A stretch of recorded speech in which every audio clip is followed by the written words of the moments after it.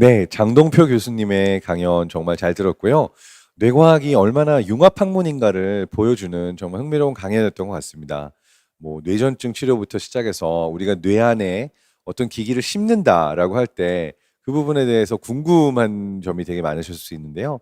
그러한 기술, DBS라고 불리는 Deep Brain Stimulation이라고 불리는 뇌신부 자극 기술에 대해서도 설명해 주시고, 특히나 최근에 일론 머스크의 뉴럴링크 때문에 많은 사람들이 관심을 가지고 있는 어떻게 이 전자공학과 컴퓨터 칩과 뇌가 인터액션 할 것인가, 이런 분야에 대해서 조금 인사이트를 주신 것 같아서 재밌었고, 특히 마지막에 전자약 또 잠깐 말씀해 주셨는데 굉장히 촉망받고 있는 그런 분야입니다.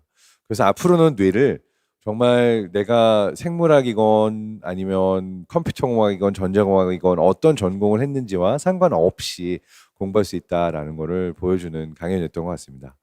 자, 이 다음에 준비되어 있는 강연은요, 또 제가 자주 받는 질문 중에 하나인데, 대체 뇌과학과 심리학은 무슨 관계냐? 이런 질문을 많이 받아요.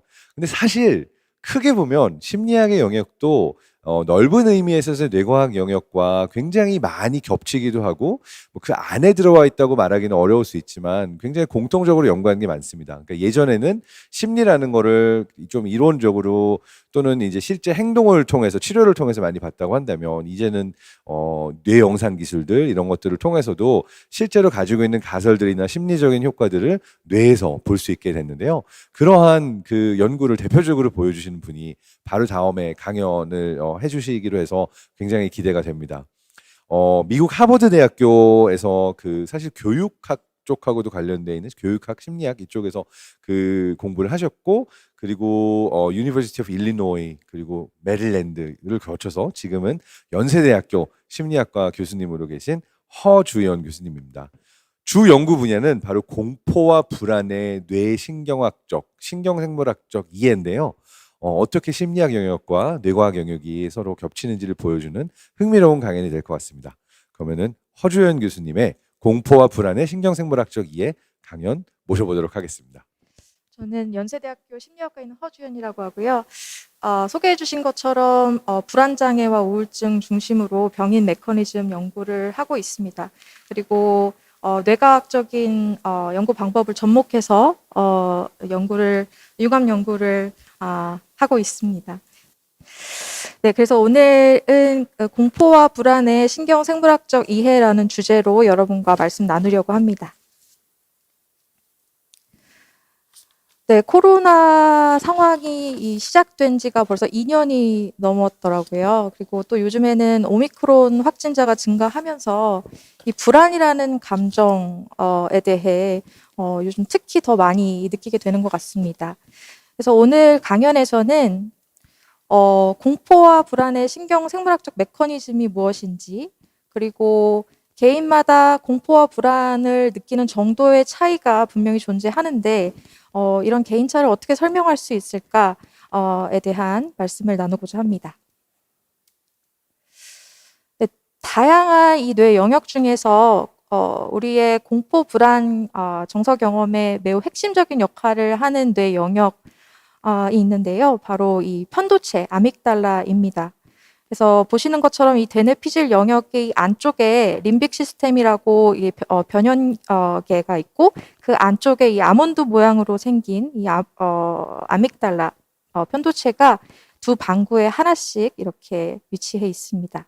그래서 측면으로 보면 이렇게 위치해 있고, 네, 이렇게 잘라서 보면 이렇게 양 방구에 있는 것을 확인하실 수 있습니다. 어떤 공포나 위협 상황이 주어졌을 때 우리는 정서 반응을 경험합니다. 그리고 이런 정서 반응은 단일한 것이 아니라 굉장히 다양한 요소들을 포함을 하는데, 먼저 네, 자동적인 신체 반응이 일어납니다. 그래서 심장이 콩닥콩닥 뛰고, 네, 침이 바싹바싹 마르고 이런 신체 반응들을 경험을 하게 되죠. 그래서 어떤 위협이나 스트레스 상황이 주어졌을 때 이 교감신경이 활성화되고 스트레스 호르몬이 분비되면서 이런 신체적인 반응을 일으키게 됩니다. 또 저희 얼굴 표정, 어떤 표현적인 측면에서도 변화가 나타나고요. 또 무섭다, 두렵다는 이런 감정적인, 주관적인 경험, 의식적인 수준에서의 경험도 일어나게 됩니다. 그래서 이러한 다면적인 정서 반응에 아믹달라가 매우 핵심적인 역할을 하고 있는 것으로 알려져 있는데요.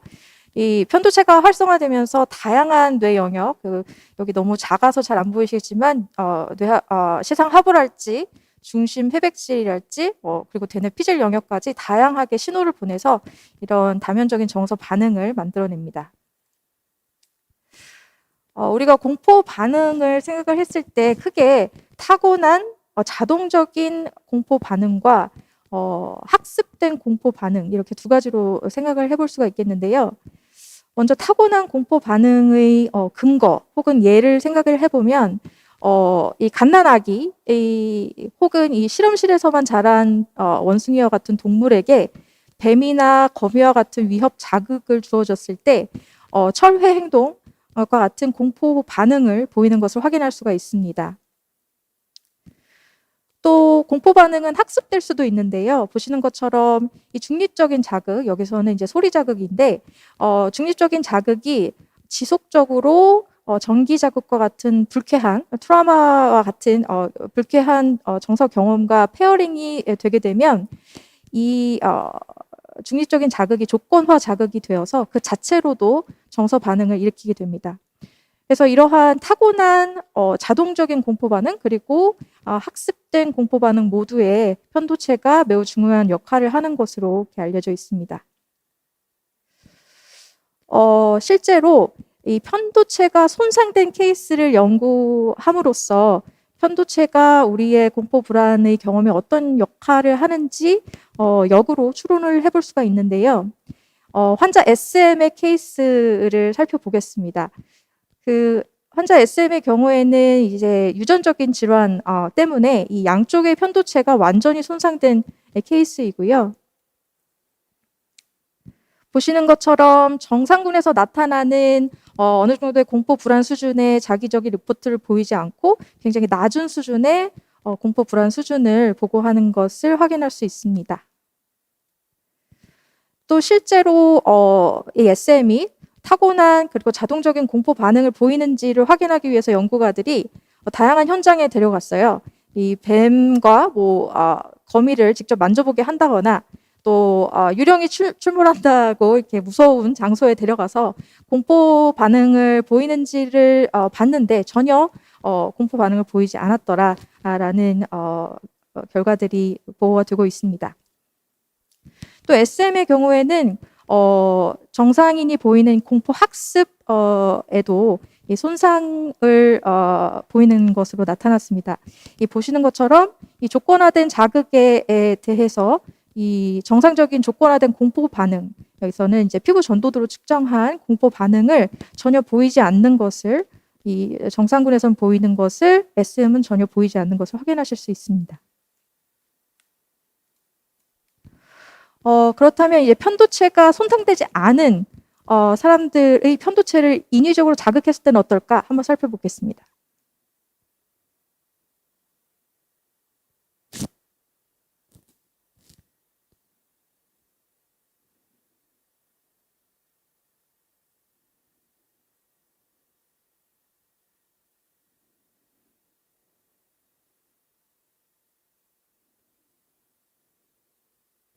네, 보시는 것처럼 이 편도체를 인위적으로 자극했을 때 목줄이 풀린 개가 나에게 달려드는 것 같은 그런 심각한 공포를 느꼈다 이렇게 보고를 하고 있죠. 그래서 종합해 보면 앞서서 이 편도체 손상이 정상적인 공포 불안 반응을 현저히 감소시키는 것, 그리고 편도체의 인위적인 자극이 공포 불안 반응을 일으키게 된다는 것, 이것을 종합해 볼 때 편도체가 우리의 공포 불안 반응에 굉장히 핵심적인 역할을 한다는 것을 알 수가 있습니다. 그러면 이 편도체가 우리의 공포 불안 반응에 관여하는 유일한 뇌 영역인가? 네, 그렇지는 않습니다. 최근에 이 뇌 fMRI 메타 분석에 따르면 편도체를 포함한 다양한 뇌 영역이 우리의 감정 경험 중에 활성화되는 것을 볼 수 있고 특히 이 전두엽 영역, 즉 우리의 고위 인지 기능, 집행 기능이라든지 인지 통제를 담당하는 이 전두엽 영역이 상당히 활성화되는 것을 확인할 수 있습니다. 그리고 관련된 질문으로 아믹달라가 그러면 공포와 불안에만 반응하는 뇌 영역인가? 예, 그렇지는 않습니다. 예, 최근 연구에 따르면 공포뿐만 아니라 뭐 행복감, 슬픔, 불쾌감, 화남 이런 다양한 정서 경험 중에 아믹달라가 활성화되는 것을 확인할 수가 있습니다. 그래서 방금 정서 경험에서 전전두엽이 관여를 한다 이런 말씀을 드렸는데 이 부분은 인간의 꽤 복잡한 정서 경험을 설명하는 데 꽤 중요한 부분이라고 할 수가 있겠습니다. 이 동물과 비교했을 때 인간은 굉장히 발달된 전전두엽을 가지고 있죠. 그리고 이 태어나면서부터 이 젊은 성인기에 이르기까지 발달 단계에서 봤을 때 우리 뇌는 다양한 뇌 영역 간의 이제 네트워크를 만들어 나가게 되는데 이 영유아기 때는 주로 이 변형계 안에서 그러니까 정서 정보 처리를 주로 담당하는 변형계 안에서의 뇌 영역에서의 네트워크를 형성해 나간다면 전두엽이 점점 성숙해지면서 이 아믹달라와 전두엽 영역의 연결성이 증가가 되고 서로 인풋 아웃풋을 굉장히 활발히 주고받게 됩니다. 그래서 궁극적으로 이 다이내믹, 이 연결성이 우리의 정서 경험의 퀄리티와 패턴을 결정짓는 아주 중요한 요소이다라는 연구 결과들이 많이 보고가 되고 있습니다. 관련된 연구를 간략하게 살펴보면 나이가 들수록 그리고 뇌가 성숙할수록 일반적으로 우리의 정서 조절 능력은 향상됩니다. 그리고 부정 자극을 보여주고 인지 재평가와 같이 정서 조절을 해보시오. 이것을 부정적 정서를 좀 레귤레이트 해봐라. 이런 과제를 줬을 때 보시는 것처럼 이 노랗고 빨간색으로 표시된 부분, 즉 레터럴 프리프론탈 콜텍스와 미디어 프리프론탈 콜텍스 전두엽 영역이 상당히 활성화되는 것을 확인할 수가 있습니다. 또 이 벤트럴 레터럴 프리프론탈 콜텍스 같은 영역은 보시는 것처럼 10대와 20대 초반으로 이게 성숙도가 진행이 될수록 정서 조절을 하는 중에 그 활성도가 점점 커지는 것을 또 확인할 수가 있습니다. 비슷한 결과를 또 보여드릴 텐데요. 부정적인 자극을 주고 정서 조절을 하라고 했을 때 레터럴 프리프론탈 콜텍스가 활성화되는 것을 볼 수가 있고 상대적으로 반면에 편두체의 활성도는 떨어지는 것을 확인할 수가 있습니다. 이 강연에서는 공포와 불안을 크게 구분하지 않고 말씀을 드리고 있는데요. 정신장애 연구를 위한 새로운 프레임워크인 알덕에 따르면 공포라는 것은 확실하고 즉각적인 위험, 보시는 예와 같은 확실하고 즉각적인 위험에 대한 반응인 반면에 불안이라는 것은 불확실하고 잠재적인 올지 안 올지 모르고 언제 올지 모르는 그런 위협에 대한 예기적인 반응이다. 이렇게 구분을 해서 살펴보고 있는데요. 관련된 제 연구를 간략하게 소개를 해드리면 다가오는 위협을 예측하는 동안에 뇌 활성도를 측정했습니다. 앞에서 보여드린 메타 연구와 비슷한 연구 결과가 나왔죠. 그래서 인지 통제와 관련된 다양한 전두 피질 영역과 아믹달라를 비롯한 피질하 영역이 골고루 활성화되는 것을 볼 수가 있습니다. 그런데 불확실 위험에서 확실 위험을 예견하는 때보다 더 어떤 다른 패턴을 보이는지를 분석을 해봤더니 이 인지 통제와 관련된 뇌 영역들이 이 불확실 위험을 예견할 때 더 많이 활성화되는 것을 확인하였고 반대로 확실 위험을 기다리는 동안에는 아믹달라와 같은 통상적인 이 정서 처리 영역이 더 많이 활성화되는 것을 확인할 수가 있었습니다. 이 연구는 이제 실험실에서 측정한 뇌의 활성도와 실생활에서의 정서 패턴의 관련성이 어떻게 되는가를 들여다본 것인데요. 간략하게 결과를 소개해드리면 이 부정자극을 보여줬을 때 전두 피질 영역의 뇌 활성도가 실생활에서의 스트레스 정서 반응성과 매우 밀접한 관련이 있더라라는 연구 결과가 나왔습니다. 그래서 이거를 브레이크다운 해보면 어떤 스트레스 상황에서 스트레스가 중요해졌을 때 부정 감정을 느끼는 정도가 이 전두 피질 영역이 활성화된 개인들의 경우에는 좀 낮은 수준, 이 활성도가 낮은 개인들의 경우에는 굉장히 높은 수준으로 나타나는 것을 확인할 수가 있습니다. 그래서 요약을 해보면 편도체는 공포 학습, 타고난 공포 반응에 관여하고 우리가 공포 위협 상황에 즉각적이고 자동적으로 대처하는데 굉장히 핵심적인 역할을 담당합니다. 하지만 편도체뿐 아니라 다른 전전두엽을 포함하는 뇌 영역들도 다양한 관여를 하는 것으로 보여지고요. 특히 이 불확실 위협에 대한 반응인 불안은 확실 위협에 대한 반응인 공포에 비해서 전전두엽을 포함한 그 전두 피질 영역이 더 많이 활성화되는 것을 확인했습니다. 또 정서 조절의 측면에서 공포, 불안 등의 부정 정서 조절에 전두엽 영역의 역할이 매우 중요하다라는 것을 연구 결과를 통해서 확인할 수 있었습니다.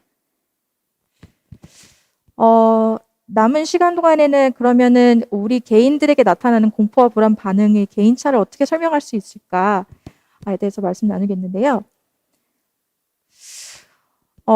네, 공포와 불안 반응은 매우 정상적이고 또 우리의 생존과 적응에 꼭 필요한 반응들입니다.